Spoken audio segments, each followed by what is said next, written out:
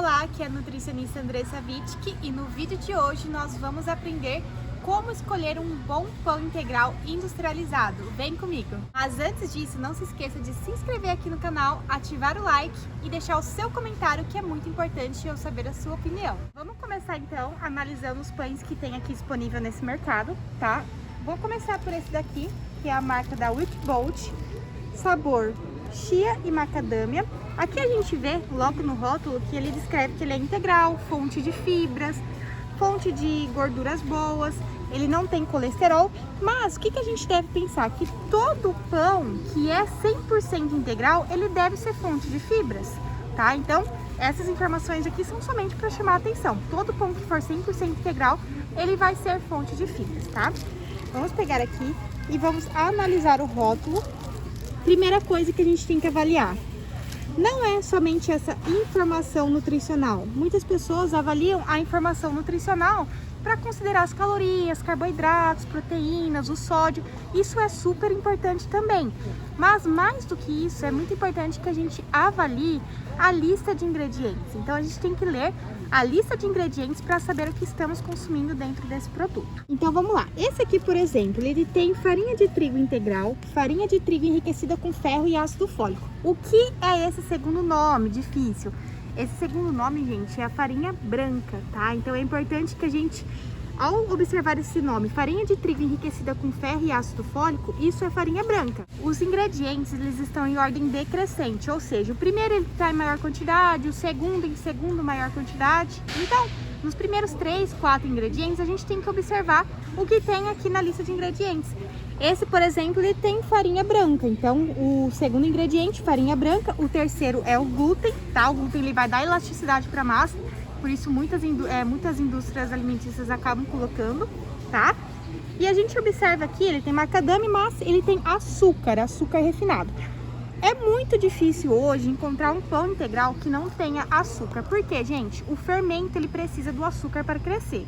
Então é importante a gente preferir alguma opção que tenha o açúcar mais pro finalzinho e que seja um açúcar mascavo, um açúcar demerara, que é um açúcar um pouco menos refinado. E se você quer saber um pouquinho mais sobre os tipos de açúcar, eu vou deixar um card aqui em cima. Já tem um vídeo aqui no meu canal explicando sobre esses tipos de açúcar.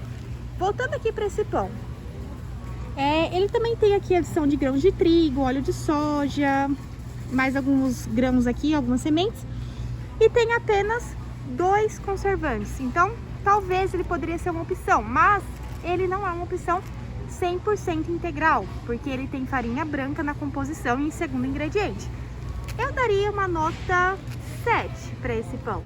Temos esse pão também da marca Wickbold, de novo Wickbold, que ele também é integral, ele descreve que é integral. Não é o mesmo, Andressa? Não, não é o mesmo. Outra era roxo, né? É. Temos esse pão que ele é descrito como integral também é da Wickbold. A Wickbold tem bastante opção aqui no mercado, tá? Mas logo de cara a gente também já vê que ele não é uma opção 100% integral, porque o segundo ingrediente é farinha de trigo enriquecida com ferro e ácido fólico, ou seja, açúcar, ou seja, farinha branca. Ele também tem açúcar na composição e basicamente ele é bem parecido com a versão que a gente mostrou anteriormente. A única diferença é que ele não vai ter adição de sementes, de grãos, e é interessante a gente escolher uma opção que tenha sementes, que tenha grãos, por conta do teor de fibras, de gorduras boas. Então, essa opção aqui eu não recomendaria, eu daria uma nota 5, não seria uma das melhores opções que a gente tem no mercado hoje.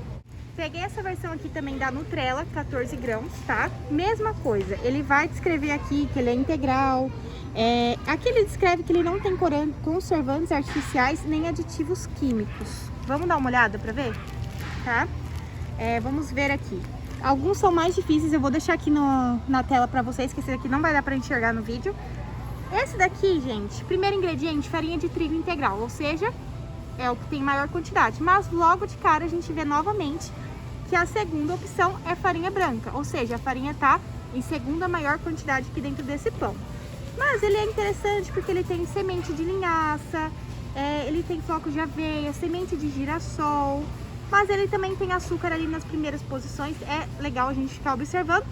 Mas, quando a gente olha aqui todos os ingredientes, ele realmente não tem aditivos, não tem conservantes, tá? É legal a gente talvez considerar, mesmo que ele tenha um pouquinho de farinha branca, se você não tem nenhuma intolerância, contraindicação, não teria problema, mas você precisa ficar ciente que ele não é um pão 100% integral. Isso que é muito importante a gente observar. E por fim, peguei essa marca de pão integral da Panko, tá? Bem conhecida também, muita gente me pergunta sobre essa marca.